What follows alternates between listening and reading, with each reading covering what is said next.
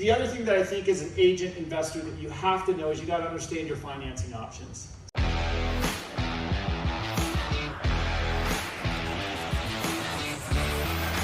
So, you know, this one we used with credit union and just, you know, equity. But, you know, like I said, my main game is hard money lending, so I'm very familiar with that. But you got to get really good about understanding how to finance, you know, 1 to 4 units, what commercial financing looks like. Who here knows what the BRRRR strategy is? Okay, there's not enough hands going up, so we're not going to touch on it today. You've got to understand what the BRRRR means. That's buy, rehab, rent, refinance. No, we're going up over it. Buy, rehab, rent, refinance, and then repeat. And so Darren, I think he left. Darren Workman, we were just talking about a deal that I helped him with hard money on in Idaho, and he was able to burr out of that 100%, take all his money off the table, and still is cash flowing a couple $1,000s a month.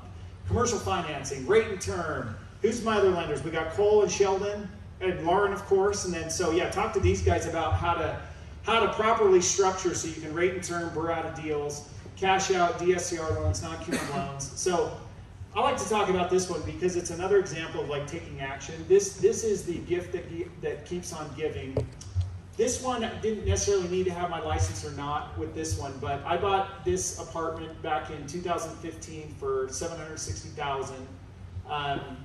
Back when auction.com was first getting going, I was bidding on this property. I really wanted it. I'd never gone out and looked at it because I was kind of afraid that I didn't really know if I could do it. So it was like, this looks like a pretty good little apartment.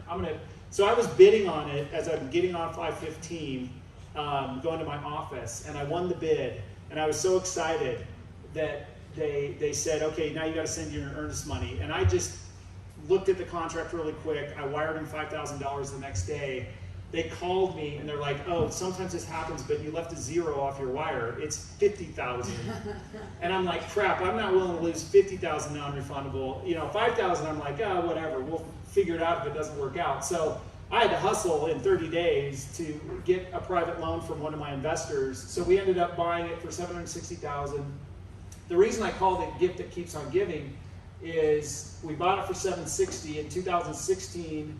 With a higher appraisal, we refinanced it, burred out, so we pulled all of my investors' money off of it. And then in 2020, it appraised for $1.45. I refinanced it, pulled out $400,000, bought a sixplex, and also used some of the money to invest in my Park City deal.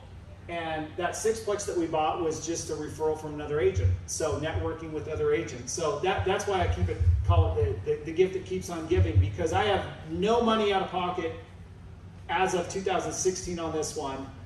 We still are cash flowing probably like $40,000 or $50,000 on that apartment each year. Plus we rolled into a sixplex that I have no money out of pocket on because I used the piggy bank from the apartment and the appreciation. So anyway, it's fun. It's fun what you can do if you stop thinking about like, why would you help?